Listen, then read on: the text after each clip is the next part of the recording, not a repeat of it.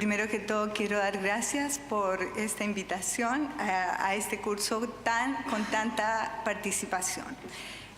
Trataré entonces de hablar un poco de GIS según lo que el doctor Poniachi me solicitó para esta oportunidad. Tenemos que tener en cuenta que el GIS es el tumor mesenquimático más frecuente del tracto gastrointestinal, pero esta frecuencia, si ustedes ven en globo, de todos los tumores del tracto gastrointestinal, solamente representa el 1%. Predominantemente se presenta en estómago, más o menos un 60%, y la segunda ubicación es el intestino delgado, fundamentalmente el yeyuno.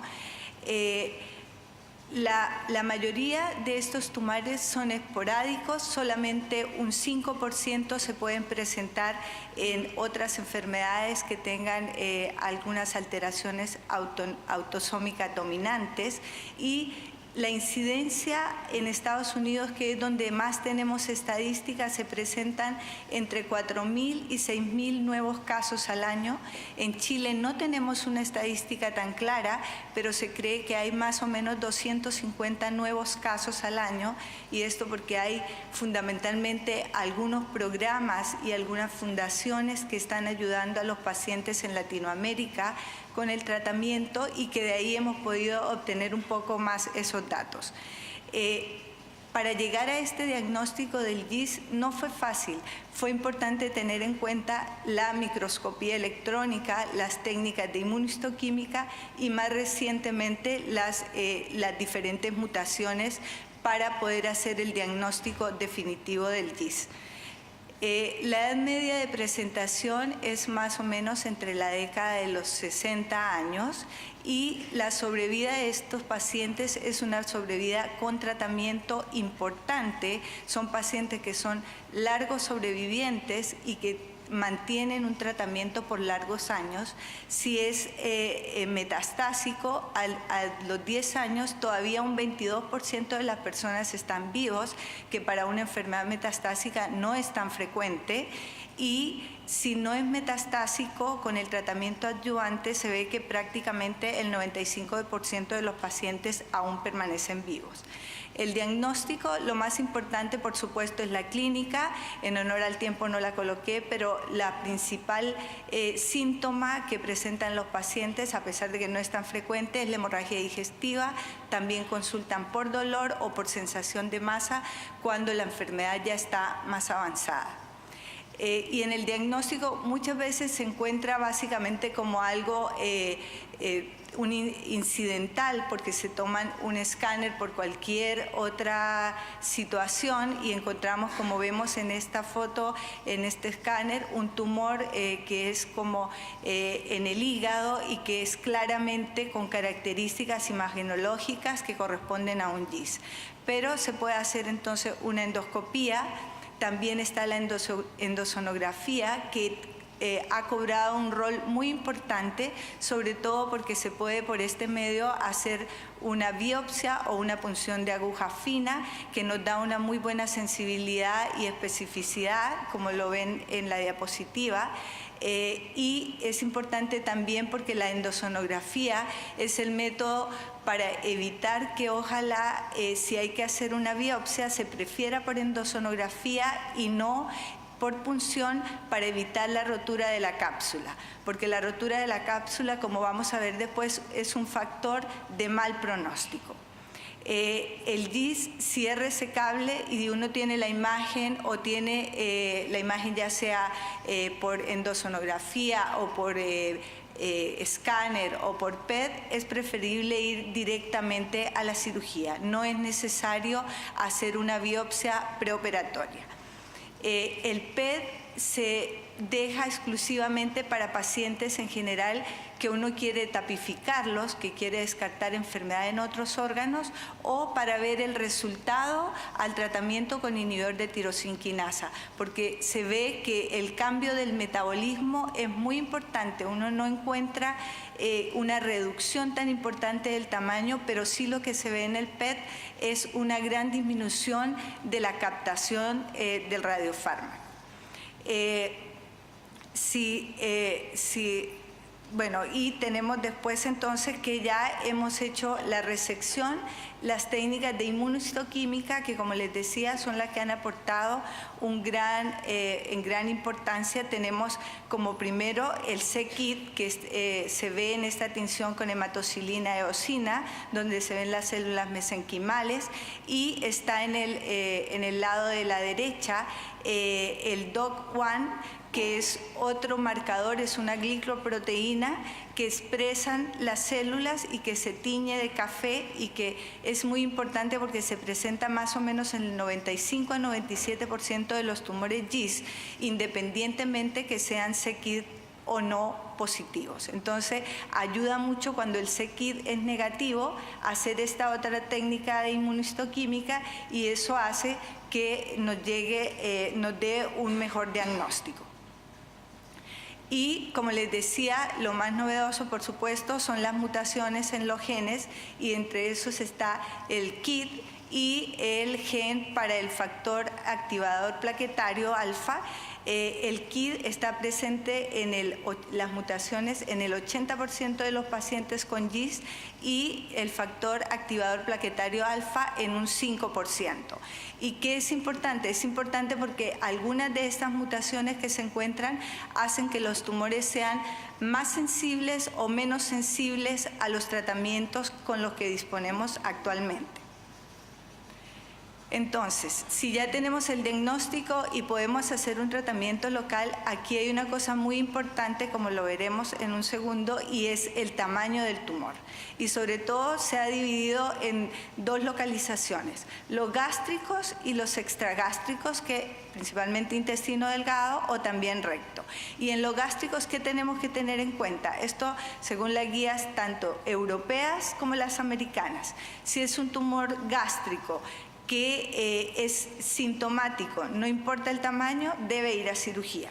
Si es un tumor gástrico menor de 2 centímetros, que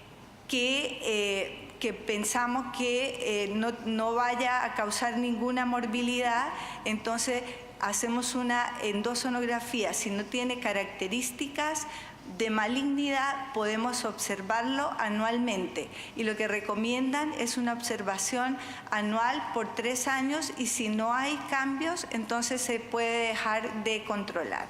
Y los americanos, ellos sí hacen endosonografía más biopsia a todos los tumores que así sean menores de 2 centímetros. Si es un tumor mayor de 2 centímetros, debe ir a cirugía, a no ser que el paciente sea un paciente que tenga muchas cosas. La indicación de la cápsula ya ha demostrado ser costo efectiva. También se puede usar la cápsula de Crohn, la enfermedad celíaca, los síndromes de polipósicos, y es aconsejable en pacientes seleccionados. En esta última existen nuevas indicaciones que plantean grandes desafíos. Muchas gracias.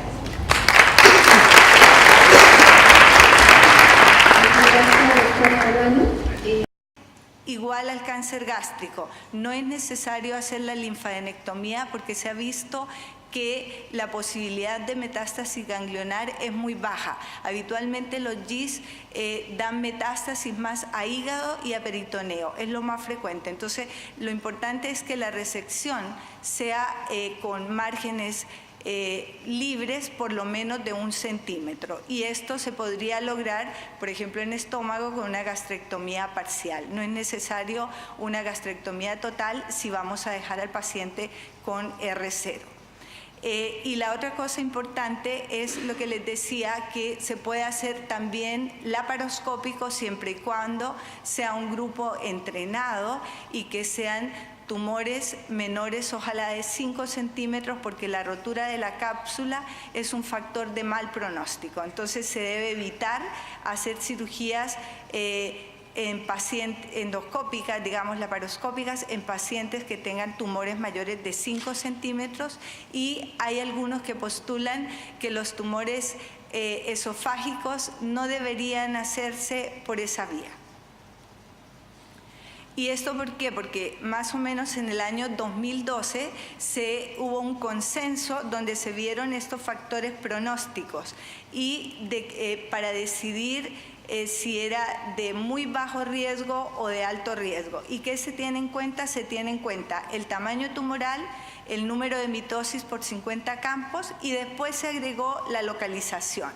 Entonces, como vemos ahí, un paciente que tiene un tumor menor de 2 centímetros y tiene un índice mitótico menor de 5 por 50 campos, es de muy bajo riesgo, no debería hacerse nada, y en eso se basan los americanos para hacer siempre biopsia, así sean menores a 2 centímetros. Y acá vemos en estas guías, que son las guías americanas, la diferencia en los pacientes que tienen, por ejemplo, acá un tumor GIST de origen gástrico menor de 2 centímetros. Si nos fijamos, ya sea que tenga menos o más de 5 mitosis, la posibilidad de metástasis es 0%. Entonces, por eso que esto nos muestra cómo es la biología tumoral. Y en general los tumores gástricos se comportan diferente ahora los del intestino delgado, que un mismo tumor en el intestino delgado menor de 2 centímetros, pero que tiene un índice mitótico de más de 5 por 50 campos, ya tiene un 50% de probabilidades de tener metástasis, de hacer metástasis. Por eso es la racionalidad de incluir en los criterios de Fletcher la ubicación del tumor. Entonces, una vez que el paciente ya está operado, tiene una resección R0, que es lo que buscamos, ¿cierto? Tenemos que definir, según esos criterios, si el paciente es subsidiario o no de recibir un tratamiento adyuvante. Y el tratamiento adyuvante de elección es el imatinib, que es un inhibidor de la tirosinquinasa, dado por donde se origina, ¿cierto? Como lo vimos en la diapositiva de las mutaciones, donde se origina la enfermedad. Entonces, inhibe esas vías, es una molécula que se une al tirosinquinasa y evita de esa manera la proliferación celular y va hacia la apoptosis. Y esto se mostró en este primer estudio y fue aprobado rápidamente en el 2008 como tratamiento adyuvante durante un año. Pero, ¿qué pasó después? Se hizo un segundo estudio y se vio que un año no era suficiente, y se vio que al hacer 3 años de adyuvancia versus un año, la posibilidad de estar libre de recaída a los 5 años era de más o menos un 10% de diferencia. Entonces, en la actualidad, el tratamiento adyuvante es 3 años de imatinib. ¿Y qué pasa con el GIST metastásico? El GIST metastásico sí es importante obtener una biopsia y obtener las mutaciones, porque como les decía, existen mutaciones de novo, que significa que el paciente va a progresar rápidamente y no es sensible al imatinib. Y dentro de esas tenemos, por ejemplo, la mutación, si hay una déficit de la subunidad de succinato deshidrogenasa, o si hay una mutación en el exón 9, ahí tenemos que empezar con una dosis más alta de imatinib.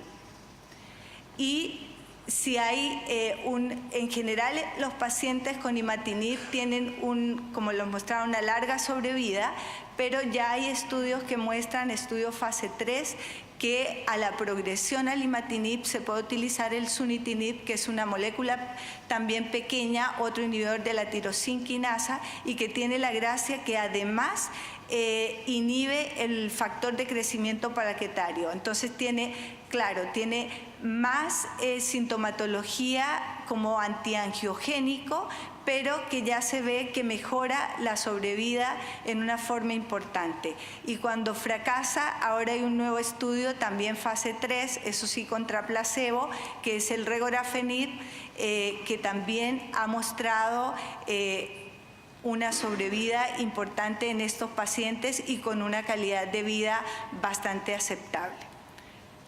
Muchas gracias.